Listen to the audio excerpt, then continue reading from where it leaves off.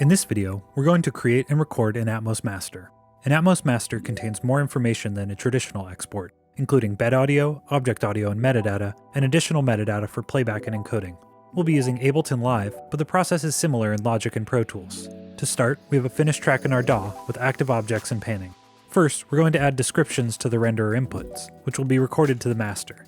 This step is optional, but is best practice to ensure your master is organized.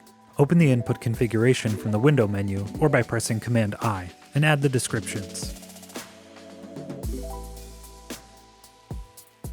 Now let's create a new master file by navigating to File, New Master File, or pressing Command-N. Choose a file name and location, and leave the optional FFOA disabled. You can see from the window that we now have an open master file, and that the inputs are defined by the master. Let's set a record in-out time. This is optional, as you can manually drop the renderer into record, however, it is recommended for a precise master file. Toggle sync if it is not already, arm record, and navigate back to the DAW. We'll start our playhead a few seconds before the song starts to give the renderer time to chase. Push play and watch the progress in the renderer. Once we have passed the record out time, recording is disarmed and we can stop playback in the DAW. Switch the renderer source to master, disable sync, and confirm that audio and metadata have been successfully recorded.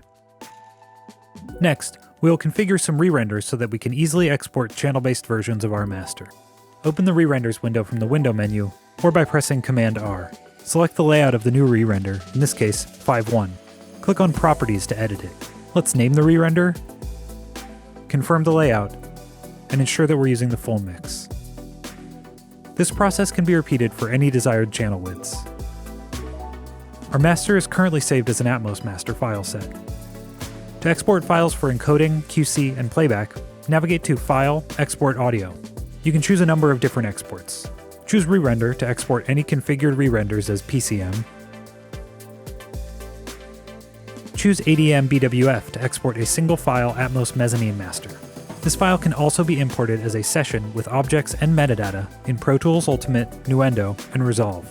Choose MP4 for playback on an Atmos-enabled device. This will create a black video with encoded Atmos audio. You are now ready to create, record, and export your music in Dolby Atmos.